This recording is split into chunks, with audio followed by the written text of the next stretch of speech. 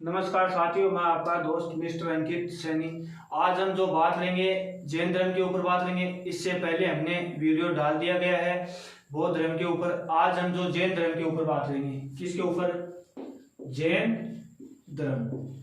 अब जो जैन धर्म है इसमें टोटल 24 तीर्थकार थे। कितने तीर्थकार थे? 24, यानी कि 24 तीर्थकार थे इसमें, यानी कि 24 व्यक्ति थे। इसके बाद में भी थे, पहले नहीं थे, यानी ऋषभदेव थे। इससे पहले जैन धर्म में कोई भी तीर्थकार नहीं था, इसके बाद में ही तीर्थकार आए थे। अब जो जैन धर्म है इसके जो संस्थापक ऋषभदेव है। पहला प्रश्न आएगा ये कि जैन धर्म के संस्थापक कौन है? ऋषभदेव। दोस्तों ध्यान रखना, जैन धर्म के जो संस्थापक है ये ऋषभदेव है। ऋषभदेव को आदिनाथ के नाम से जाना जाता है। अब ये ऋषभदेव के द्वारा ही जैन धर्म की स्थापना की जाती है और इसी ऋषभदेव के द्वारा संस्थापक या आदि पुरुष, मूल पुरुष किसको कहते हैं? ऋषभदेव को। ऋषभदेव को ही आदिनाथ के नाम से जाना जाता है। अब ये ऋषभदेव कहाँ के निवासी थे? अयोध्या के निवासी थे। कहाँ के निवासी? कहाँ के थे ये? यानी कि निवासी अयोध्या के थे। कहाँ के थे? अयोध्या के। कहाँ के निवासी थे? अयोध्या के। यानी कि अयोध्या में ऋषभदेव का जन्म माना जाता है और अयोध्या के बाद में ही ऋषभदेव ने एक धर्म की शुरुआत की थी और वो धर्म कौन सा था? जैन धर्म की शुरुआत करते हैं। अब ये अयोध्या है किस नदी के किनारे? प्रश्न ये भी आएगा। तो ये सरयू नदी के किनारे है। किस नदी के किनारे है? सरयू नदी के किनारे स्थित है। प्रश्न ये भी आएगा कि जो सूर्यवंश की नींव रखी गई थी वो भी कहां से रखी गई थी? इसी अयोध्या से सूर्यवंश की नींव रखी गई थी। अब जो सूर्यवंश के संस्थापक थे वो थे विवस्वान थे। अब जो विवस्वान के ही जो उत्तराधिकारी थे वो थे भगवान श्री राम थे। भगवान श्री राम के पुत्र लव और कुश भी थे। वो किस वंश से थे? सूर्यवंश से संबंधित थे। अब जो सूर्यवंश की जो प्रथम राजधानी थी ये भी क्या थी? अयोध्या ही थी। अब दोस्तों ध्यान रखना, इस ऋषभदेव की हमें जो जानकारी मिलती है वो सबसे प्राचीन वेद है ऋग्वेद। कौन सा वेद है? ऋग्वेद। यानी इस ऋग्वेद में हमें ऋषभदेव की जानकारी मिलती है। और एक तीर्थकार और है नेमिनाथ जी, जो 22वें नंबर के हैं। कितने नंबर के हैं? 22वें नंबर के नेमिनाथ। इनकी हमें जो जानकारी मिलती है इन दोनों की, वो ऋषभदेव में मिलती है। अब ये ऋषभदेव है, सबसे प्राचीन वेद है। यानी कि इस ऋषभदेव की जो रचना की गई थी, जो वैदिक सभ्यताएं थी, उन्हीं वैदिक काल में भारत में वेदों की रचना की गई थी, जिनमें ऋग्वेद है, सामवेद है, अथर्ववेद है और यजुर्वेद है। इनकी रचना की गई थी। अब यह ऋग्वेद सबसे प्राचीन है, अथर्ववेद सबसे नवीन है। अब इसी ऋग्वेद में 10 मंडल थे, यानी 10 पाठ थे या 10 अध्याय थे। 1028 इसमें श्लोक थे ऋग्वेद में। अब जो 10 मंडल थे इन्हीं ऋग्वेद में पुरुष सूक्त, नदी सूक्त, विवाह सूक्त, सोम, सावित्री और जो दशराज के युद्ध की जानकारी इसी ऋग्वेद में हमें मिलती है। अब जो एक तीर्थकार है 23वें नंबर की पार्श्वनाथ, यानी कि जैन धर्म में 23 नंबर के तीर्थकार है पार्श्वनाथ। यह पार्श्वनाथ का जन्म वाराणसी में माना जाता है। कहां से? वाराणसी में, यानी वाराणसी से इसका जन्म माना जाता है। और वाराणसी को वर्तमान में क्या कहते हैं? काशी कहते हैं। यानी कि काशी में पार्श्वनाथ का जन्म माना गया था। अब ये पार्श्वनाथ क्या करता है कि जैन धर्म में ब्राह्व्रत जोड़ते हैं। 4 ब्राह्व्रत, यानी इन ब्राह्व्रत ये पार्श्वनाथ 4 जोड़ते हैं जैन धर्म में। अब ये 4 कौन कौन से हैं? एक शब्द याद कर लो, अहिंसा। कौन सा शब्द? अहिंसा। यानी कि एक तो खुद हो गया अहिंसा शब्द। ऐसे अस्तेय,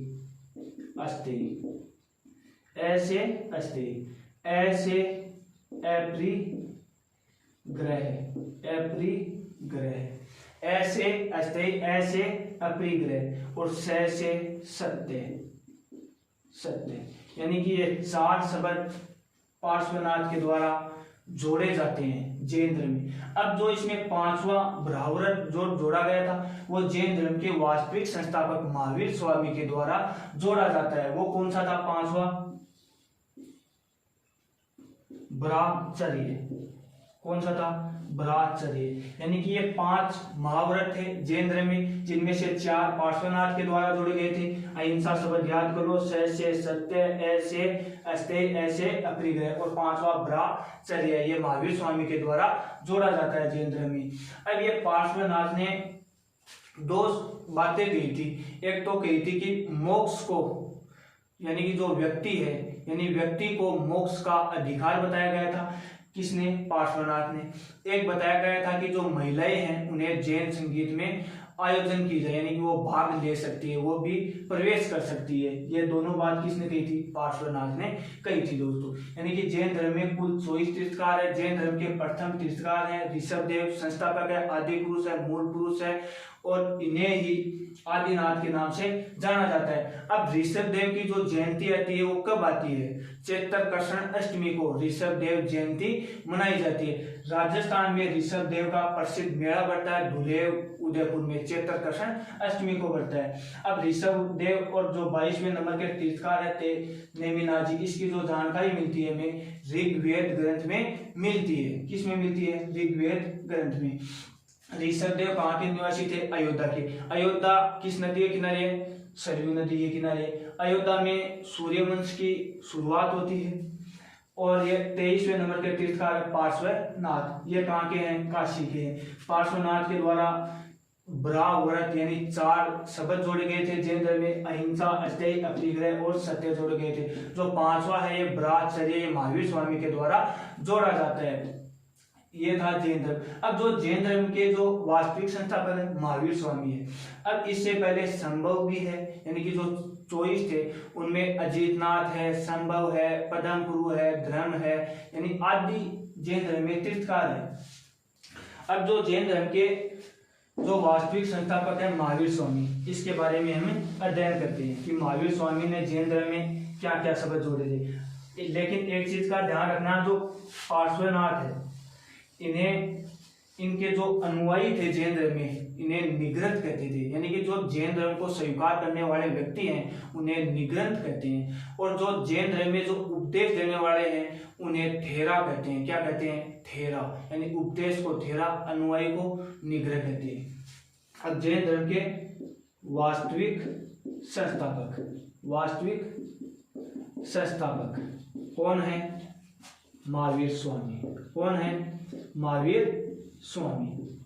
यानी कि जैन धर्म के वास्तविक संस्थापक है महावीर स्वामी। लेकिन जैन धर्म की जो स्थापना करने वाला व्यक्ति है वो कौन है? ऋषभदेव, यानी प्रथम तीर्थकार के द्वारा ही जैन धर्म की शुरुआत की जाती है। और जो जैन धर्म का जो विस्तार होता है वो किसके समय में होता है? महावीर स्वामी के समय में होता है।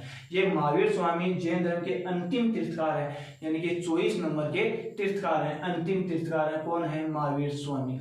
अब जो महावीर स्वामी की बचपन का नाम, यानी इसे बचपन में किस नाम से जाना जाता था? बचपन का नाम वर्धमान। यानी बचपन में महावीर स्वामी को वर्धमान नाम से पुकारते थे। इसी महावीर स्वामी को जैन धर्म में जेना कहते थे या जीना कहते थे। यानी कि जेना या जीना महावीर स्वामी को कहते हैं। वर्धमान बचपन का नाम था। जेना या जीना या महावीर स्वामी, इसका नाम वर्धमान से क्यों पड़ता है? क्योंकि इनके बारे में कहते हैं कि इंद्रियों को जीतने वाला शासक कहते हैं। क्या कहते हैं? इंद्रियों का जीतने वाला शासक कहते हैं। जीतने वाला शासक कहते हैं। इसलिए इन्हें जैन धर्म में जेना या जीना या महावीर स्वामी कहा गया था। बचपन का नाम वर्धमान है। जैन धर्म के वास्तविक संस्थापक महावीर स्वामी है। अब दोस्तों ध्यान रखना कि जैन धर्म का जो जन्म कब होता है? जन्म 599 ईसा पूर्व में होता है। कब होता है? 599 ईसा पूर्व में कुंड ग्राम में होता है। यानी कि कुंड ग्राम में महावीर स्वामी का जन्म होता है। अब इस कुंड ग्राम में जन्म होता है तो महावीर स्वामी की माता माता त्रिशला थी। कौन थी? त्रिशला। यानी इस त्रिशला की कोख से महावीर स्वामी का जन्म 599 ईस्वी में कुंड ग्राम में जन्म होता है। किसका? महावीर स्वामी का। माता कौन सी थी? त्रिशला। यानी त्रिशला की कोख से जन्म लेते हैं। अब ये त्रिशला थी, ये किसकी बहन थी? चेटक की बहन थी। किसकी बहन थी? चेटक की बहन थी। अब ये चेटक कहाँ का राजा था? लिच्छवी का राजा था। कहाँ का राजा था? लिच्छवी का। यानी कि लिच्छवी एक शहर है, वहां के राजा कौन थे? चेटक। और इसी चेटक की बहन है ये कौन है? त्रिशला। इसी त्रिशला से जन्म किसका होता है? महावीर स्वामी का जन्म होता है दोस्तों। अब एक चेटक है, ये महाराणा प्रताप के घोड़े का नाम भी है। यानी जो राजस्थान में एक मेवाड़ के जो सिसोदिया में सबसे प्रतापी शासक चलते हैं महाराणा प्रताप, उसके घोड़े का नाम है चेटक। अब इस चेटक की एक अन्य बहन थी, उसका विवाह है मगध पर जो शासक करने वाले हरेक वंश के जो संस्थापक थे बिंबिसार। कौन थे? बिंबिसार। यानी बिंबिसार के साथ में भी एक बहन का विवाह किया था। किसने? चेटक ने। अब यह बिंबिसार किस धर्म के अनुयायी है? अपने आप देख लो, क्योंकि चेटक ने अपनी बहन का विवाह है किसके साथ में किया था? सिद्धार्थ के साथ में। और सिद्धार्थ से और त्रिशला दोनों से किसकी उत्पत्ति हो रही है? महावीर स्वामी। अब ये महावीर स्वामी और बिंबिसार दोनों किस धर्म से संबंधित है? तो जैन धर्म से संबंधित है। यानी कि बिंबिसार है, ये मगध पर शासन करने वाला प्रथम व्यक्ति है। यानी मगध पर एक वंश की यानी कि नींव रखने वाला प्रथम व्यक्ति है बिंबिसार। यानी कि जिसने मगध पर हरेक वंश की नींव रखी थी। किस वंश की? हरेक वंश की। हरेक वंश के संस्थापक है कौन? बिंबिसार। बिंबिसार ने अपनी राजधानी राजगृह को बनाई थी। किसको? राजगृह को। यानी कि मगध की जो प्रथम राजधानी है वो राजगृह, और राजगृह को ही गिरी राजगृह कहते थे, या गिरी या राजगृह कहते थे। एक चलता है बिंबिसार नहीं, एक चलता है बिंदुसार। कौन सा चलता है? शासक है बिंदुसार। बिंदुसार जो मौर्य वंश के सबसे प्रतापी शासक है अशोक, उसके पिता थे कौन? बिंदुसार। और बिंदुसार के पुत्र कौन थे? अशोक थे। और बिंदुसार के पिता कौन थे? चंद्रगुप्त मौर्य थे। और चंद्रगुप्त मौर्य के पुत्र कौन है? अशोक है। वो अलग है, ये अलग है। अब महावीर स्वामी के पिता कौन है? सिद्धार्थ। कौन है? सिद्धार्थ। यानी कि पिता महावीर स्वामी के सिद्धार्थ हैं। लेकिन दोस्तों ध्यान रखना, गौतम बुद्ध का बचपन का नाम भी सिद्धार्थ है, और इधर महावीर स्वामी के पिता का नाम क्या है? सिद्धार्थ। यानी उल्टा कर देना, विपरीत कर देना है दोनों का। ये सिद्धार्थ था, ये ज्ञात्रक कुल के थे, यानी कि ज्ञात्रक वंश से संबंधित थे कौन? सिद्धार्थ। और ये सिद्धार्थ से किसकी जन्म होता है? महावीर स्वामी। यानी कि इस सिद्धार्थ का पुत्र है महावीर स्वामी है। अब महावीर स्वामी का विवाह होता है, विवाह यशोदा के साथ में होता है। किसके साथ में? यशोदा के साथ में। यानी कि ये एक राजकुमारी है यशोदा। यशोदा का विवाह महावीर स्वामी के साथ में होता है। दोस्तों ध्यान रखना, यशोदा महावीर स्वामी की पत्नी है, लेकिन यशोधरा गौतम बुद्ध की पत्नी है। कौन? यशोधरा। ये गौतम बुद्ध की पत्नी है। दोस्तों ध्यान रखना, यशोधरा में र आ रहा है और महावीर स्वामी में र आ रहा है, तो ये र आता है तो काट देना। यानी कि जिस शब्द में र आए वो उसकी पत्नी नहीं है, और जिस शब्द में र आता है और जिस शब्द में र आ रहा है महावीर स्वामी, गौतम में र शब्द नहीं है, तो गौतम की पत्नी कौन है? यशोधरा, गौतम बुद्ध की। और इस महावीर स्वामी की पत्नी कौन है?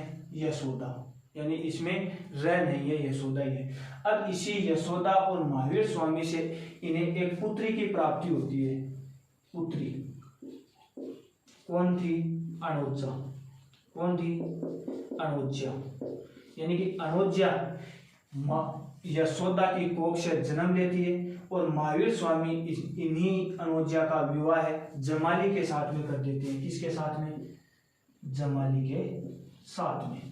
किसके साथ में इसका विवाह करते हैं? जमाली के साथ में विवाह कर देते हैं। अब दोस्तों ध्यान रखना, ये जमाली है, ये महावीर स्वामी के क्या है? दामाद है, यानी कि दामाद हुए नहीं हुए, हो गए अपने आप, क्योंकि इसकी पुत्री का विवाह किसने कर लिया, जमाली ने कर लिया। अब जमाली भी किस धर्म को स्वीकार कर लेता है, जैन धर्म को स्वीकार कर लेता है। अनोज्या को पीरिय दर्शना के नाम से जाना जाता था इतिहास में, यानी प्रारंभ में इन्हें पीरिय दर्शना के नाम से जाना जाता है। और इस पीरिय दर्शना का विवाह या अनोज्या का विवाह जमाली के साथ में होता है। अब दोस्तों ध्यान रखना, जैन धर्म के वास्तविक संस्थापक महावीर स्वामी है। जैन धर्म के वास्तविक संस्थापक महावीर स्वामी है। महावीर स्वामी को जीना या इंद्रियों को जीतने वाला शासक कहा जाता है। बचपन में इन्हें वर्धमान के नाम से जाना जाता है। इनका जन्म 599 ईसा पूर्व में कुंडग्राम में होता है। माता त्रिशला की कोख से महावीर स्वामी का जन्म होता है। त्रिशला चेटक की बहन है और चेटक कहाँ के राजा है, लिच्छवी के राजा है। और पिता कौन है महावीर स्वामी के, सिद्धार्थ हैं। सिद्धार्थ किस वंश से हैं, ज्ञात्रक वंश से संबंधित है। पत्नी कौन है, यशोदा, और यशोदा से किसका जन्म होता है, एक बेटी का जन्म होता है। किसका, अनोज्या का, यानी पीरिय दर्शना का जन्म होता है। अब इस पीरिय दर्शना का विवाह किसके साथ में होता है, जमाली के साथ में होता है दोस्तों। अब जैन महावीर स्वामी है, ये 30 वर्ष की आयु में, कितनी वर्ष की आयु में, 30 वर्ष की आयु में ये अपने घर को त्याग देते हैं, यानी कि घर को छोड़ देते हैं और चल पड़ते हैं तपस्या की ओर। यानी कि योगी जो भी बनते हैं, इतिहास में बन रहे थे, योगी थे, या फिर ये अपने परिवार को संपूर्ण को छोड़ के ये ज्ञान की प्राप्ति के लिए निकल पड़ते थे। अब ये 30 वर्ष की आयु में अपने घर को छोड़ देते हैं और 12 वर्ष तक, कितने वर्ष तक, 12 वर्ष तक कठोर तपस्या करते हैं। क्या करते हैं, तपस्या, और फिर इन्हें ज्ञान की प्राप्ति होती है। यानी कि 12 वर्ष तक महावीर स्वामी ने जब तपस्या की, उसके बाद में महावीर स्वामी को केवल्य की प्राप्ति होती है। यानी कि जो जैन धर्म में जो ज्ञान की प्राप्ति की घटना को केवल्य कहते थे। यानी कि केवल्य शब्द का प्रयोग मुख्य रूप से तो दिगंबर संप्रदाय में किया जाता था, क्योंकि जैन धर्म 2 संप्रदायों में विभक्त हो जाता है महावीर स्वामी की मृत्यु के बाद में, एक श्वेतांबर, एक दिगंबर। तो दिगंबर संप्रदाय में केवल्य शब्द प्रयोग करते थे। अब ये महावीर स्वामी 12 वर्ष तक कठोर तपस्या करते हैं रेजू पालिका नदी के किनारे। किस नदी के किनारे, रेजू पालिका नदी के किनारे। किस नदी के किनारे करते हैं, रेजू पालिका नदी के किनारे एक साल के वृक्ष के नीचे करते हैं।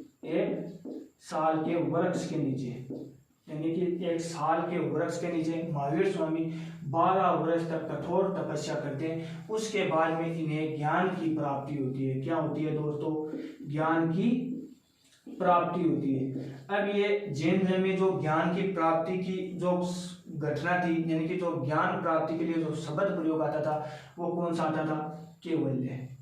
कौन सा शब्द, केवल्य। यानी कि दोस्तों ध्यान रखना, केवल्य शब्द जैन धर्म में किससे संबंधित है, यह प्रश्न आता है। तो ज्ञान की प्राप्ति से संबंधित है। किससे संबंधित है, ज्ञान की प्राप्ति से संबंधित केवल्य शब्द है।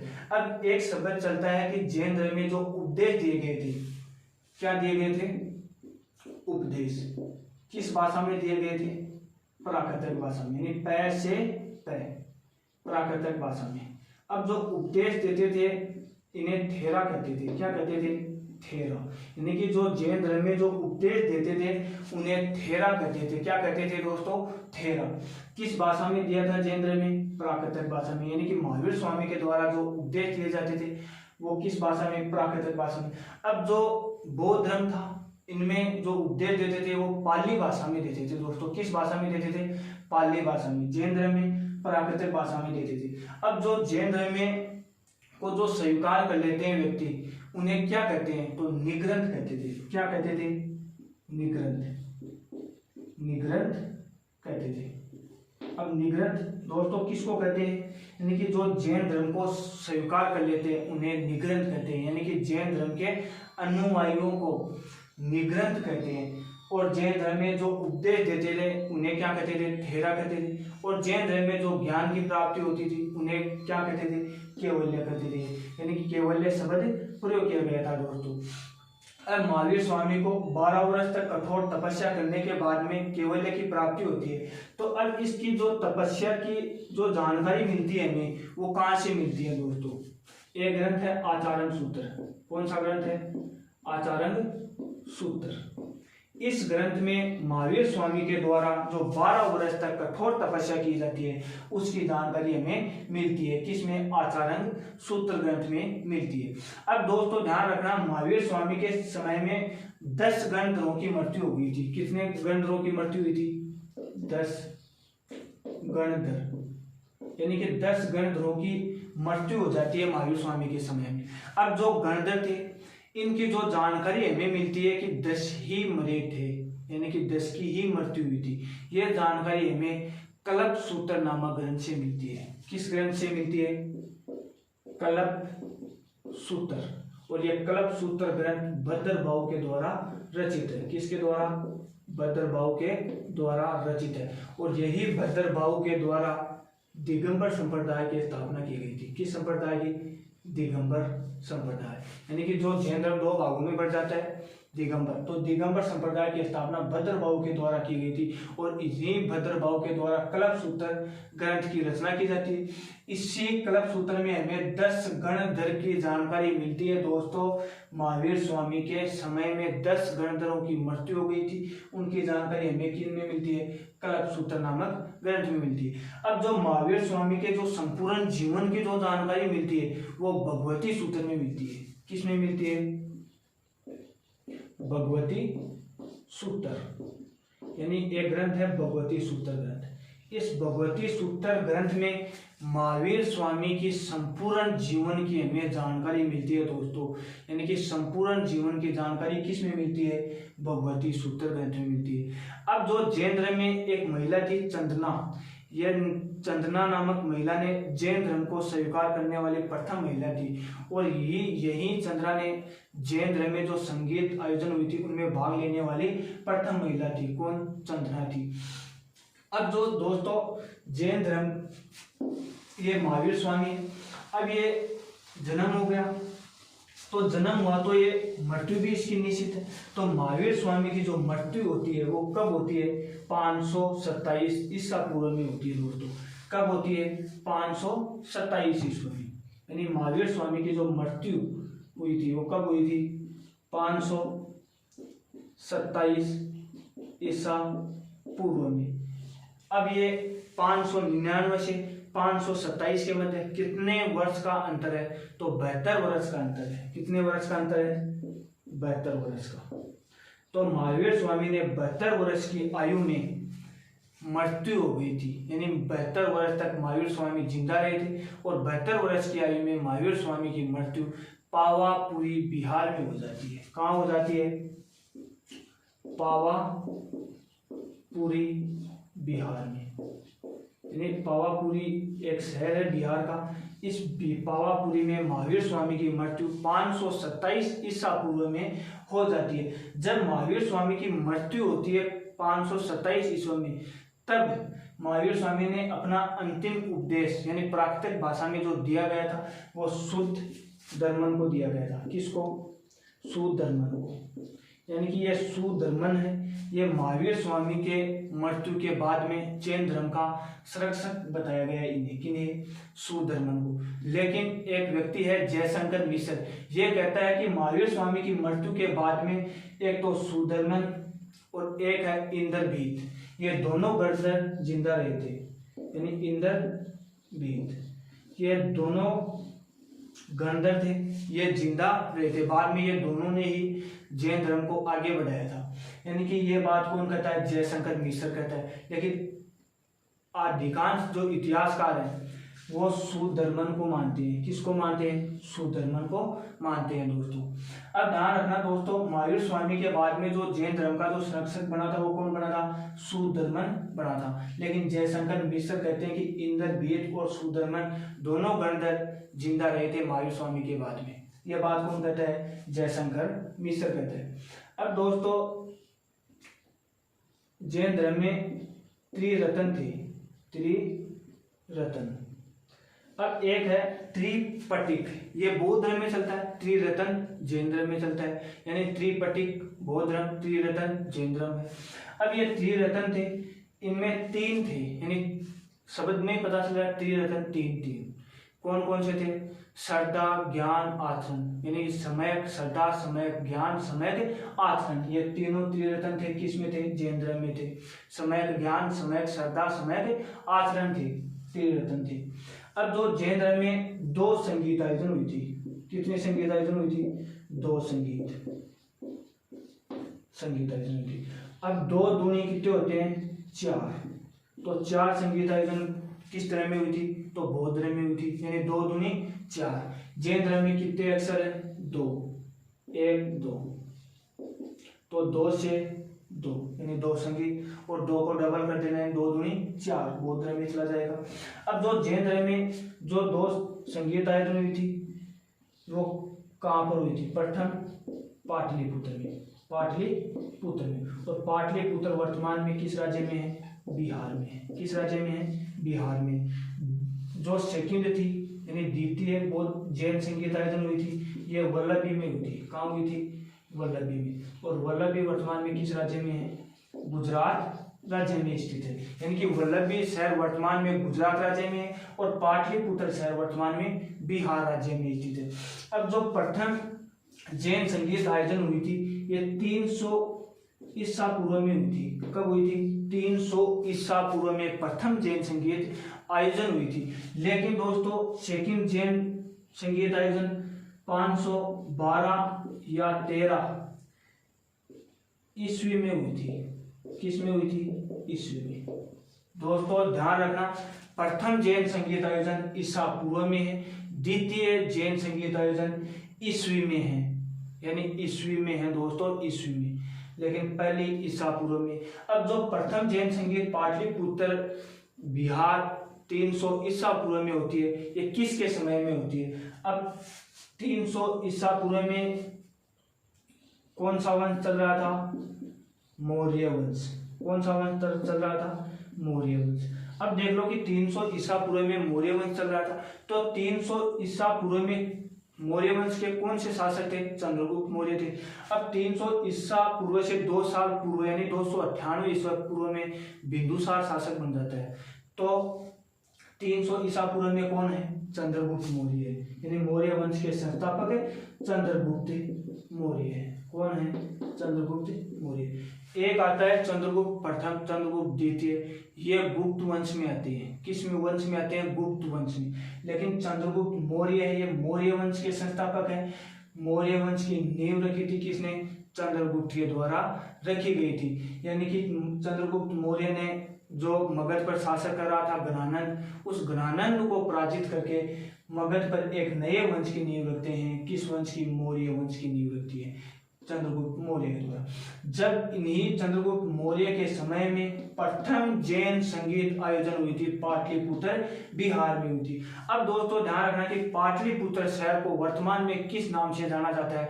तो पटना नाम से जाना जाता है, यानी कि पाटलिपुत्र को वर्तमान में पटना कहते हैं, और पटना वर्तमान में किसकी राजधानी है? बिहार की राजधानी है। किसकी राजधानी है? बिहार की।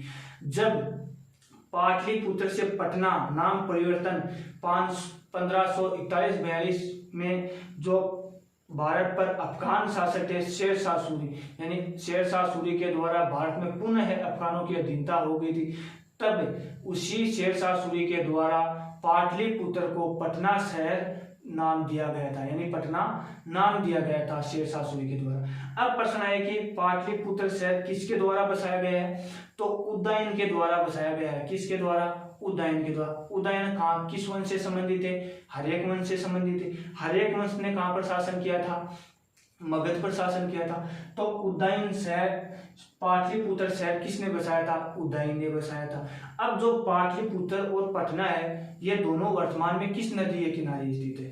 तो दोस्तों ध्यान रखना, गंगा और सोन नदी के किनारे पाटलिपुत्र या पटना शहर स्थित है।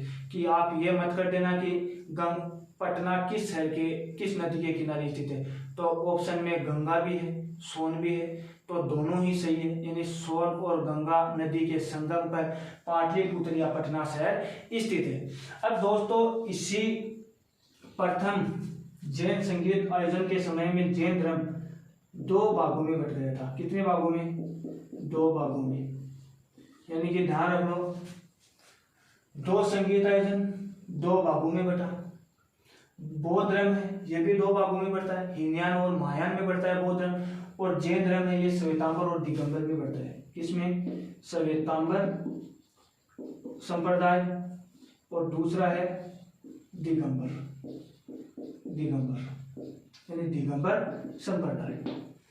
दोस्तों ध्यान रखना कि प्रश्न आएगा कि जैन धर्म किस संगीत आयोजन में 2 भागों में बटा था। तो प्रथम संगीत आयोजन के बाद में जैन धर्म 2 भागों में बढ़ जाता है। कौन कौन से में? श्वेतांबर और दिगंबर। अब जो श्वेतांबर है, कश्मीर भारत का पूर्वी क्षेत्र में आधिपत्य था।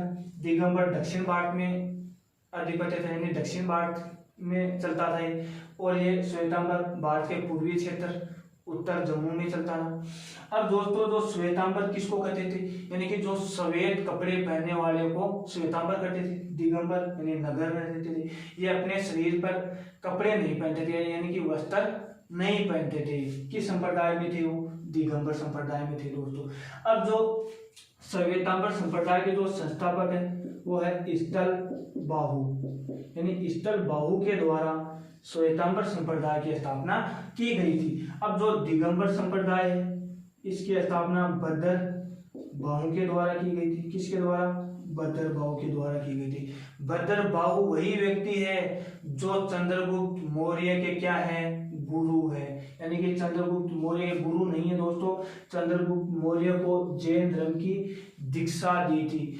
इसी भद्र बाहु के द्वारा चंद्रगुप्त मौर्य को अपने अंतिम समय में जैन धर्म स्वीकार कर लिया था। किसके कहने पर? भद्र बाहु के द्वारा। जो चंद्रगुप्त मौर्य के गुरु हैं वो चाणक्य है, यानी कि चाणक्य को कौटिल्य कहते हैं, विष्णुगुप्त कहते हैं। और चाणक्य ने जो अपनी शिक्षा प्राप्त की थी वो तक्षशिला से की थी। और तक्षशिला कहाँ है? पाकिस्तान में स्थित है। तक्षशिला की स्थापना किसने की थी? राजा भरत के पुत्र तक्ष ने तक्षशिला शहर बसाया था। यानी तक्षशिला भारत का उस टाइम का सबसे प्राचीन शिक्षा का केंद्र था दोस्तों। किसका केंद्र था? शिक्षा का, तक्षशिला था। और भारत में जो तक्षशिला का के बाद में जो शिक्षा का केंद्र था वो नालंदा था। दक्षिण भारत में शिक्षा का केंद्र कांची था दोस्तों, कांची। अब जो भद्र बाहु है, इसके द्वारा दिगंबर संप्रदाय की स्थापना की गई थी। अब ये दिगंबर संप्रदाय की स्थापना कहाँ की थी? कर्नाटक में की थी। कहाँ पर की थी? कर्नाटक में। यानी कि कर्नाटक में एक शहर है श्रवणबेळगोळ नामक स्थान, वहां पर भद्र बाहु के द्वारा दिगंबर संप्रदाय यानी जैन धर्म की स्थापना की गई थी। अब जो दोस्तों ध्यान रखना, दक्षिण भारत में जो जैन धर्म का मुख्य केंद्र था इस टाइम का, यानी कि जो महावीर स्वामी के समय का, वो कर्नाटक था। कौन सा था? कर्नाटक था। अब जो उत्तर भारत में जैन धर्म के जो केंद्र थे वो कौन से थे? उज्जैन। कौन से थे? उज्जैन। और एक था मथुरा। यानी कि उत्तर भारत में जैन धर्म के 2 केंद्र थे, उज्जैन और मथुरा। उज्जैन वर्तमान में मध्य प्रदेश में, मथुरा वर्तमान में उत्तर प्रदेश राज्य में स्थित है। उज्जैन शिप्रा नदी के किनारे स्थित है दोस्तों। किस नदी के किनारे स्थित है? शिप्रा नदी के किनारे उज्जैन शहर स्थित है दोस्तों। किस नदी के किनारे स्थित है? शिप्रा नदी के किनारे। कौन सा शहर स्थित है? उज्जैन। यानी कि उत्तर भारत में इस टाइम का जैन धर्म के 2 केंद्र थे, यानी कि उज्जैन और मथुरा था। और इस टाइम में दक्षिण भारत में जो जैन धर्म के 2 केंद्र थे वो कौन से थे? कर्नाटक थे दोस्तों। अब दोस्तों वल्लभी गुजरात में द्वितीय बौद्ध संगीत का आयोजन हुआ था 512-13 ईस्वी में हुआ था दोस्तों। अब जो वल्लभी में हुआ था तो किसके समय में हुआ था? समा सरमन के समय में। किसके समय में हुआ था? समा सरमन के समय में सेकंड जैन संगीत का आयोजन हुआ था दोस्तों। अब दोस्तों एक चीज का ध्यान रखना यहाँ पर कि पाटलिपुत्र है कौन सा शहर? यानी कि जैन और बौद्ध दोनों में 3 ऐसे शहर हैं जो बौद्ध और जैन दोनों का मिश्रण है। यानी कि जहां पर उन तीनों शहरों में जैन धर्म भी चला था तो बौद्ध धर्म भी चला था, यानी कि वो जैन धर्म को भी स्वीकार करते हैं तो बौद्ध धर्म को भी स्वीकार करते हैं। कौन कौन सा शहर है? पाटलिपुत्र में, पाटलिपुत्र एक शहर तो है पाटलिपुत्र, दूसरा शहर है कौशाम्बी। कौन सा शहर है? कौशाम्बी, और तीसरा शहर है श्रावती। दोस्तों तीनों शहर बौद्ध धर्म और जैन धर्म, यानी इन दोनों धर्मों से संबंधित स्थल है। दोस्तों इस कौशाम्बी के बारे में लेक्चरार में प्रश्न पूछा गया था कि बौद्ध और जैन दोनों धर्मों से मिश्रण कौन सा शहर है? तो कौशाम्बी है। तो ये भी है, पाटलिपुत्र भी है, कौशाम्बी भी है, श्रावती भी है। क्यों है? पाटलिपुत्र में जैन धर्म की प्रथम संहिता हुई थी और बौद्ध धर्म की तीसरी बौद्ध संहिता हुई थी अशोक के समय में, पाटलिपुत्र शहर में। अपने आप हुआ या नहीं हुआ ये बताओ, कि बौद्ध और जैन दोनों का हुआ या नहीं हुआ, संबंध हो गया। अब बचा कौन सा? श्रावती में दोस्तों गौतम बुद्ध के द्वारा सर्वाधिक उपदेश दिए गए थे। क्या दिए गए थे? सर्वाधिक उपदेश। किसके द्वारा? गौतम बुद्ध के द्वारा। कहाँ पर? श्रावती में दिए गए थे। अब ये श्रावती है। अब जो जैन धर्म का जो तीसरा नंबर का जो तीर्थकार है संभव। कौन सा? संभव, यानी ये तीसरे नंबर का तीर्थकार है। यानी इस संभव का जन्म होता है वो कहाँ पर होता है? श्रावती से होता है। तो ये संभव किस धर्म से है? जैन धर्म से। श्रावती में सर्वाधिक उपदेश दिए गए थे किसके द्वारा? गौतम बुद्ध के द्वारा। तो ये दोनों अपने आप ये नहीं हुए, बौद्ध और जैन के द्वारा। और यही कौशाम्बी भी दोनों बौद्ध धर्म से संबंधित भी है तो जैन धर्म से संबंधित भी है। दोस्तों ध्यान रखना दोस्तों, कौशाम्बी, पाटलिपुत्र, श्रावती ये तीनों शहर बौद्ध एवं जैन दोनों धर्मों से मिश्रण है। दोस्तों ये था हमारा जैन धर्म। दोस्तों वीडियो पसंद आए तो इन्हें लाइक करना, शेयर करना और अपने हिंदुस्तान जीके जीएस ट्रिक या मिस्टर अंकित सैनी के चैनल को सब्सक्राइबर करना। जय हिंद साथियों।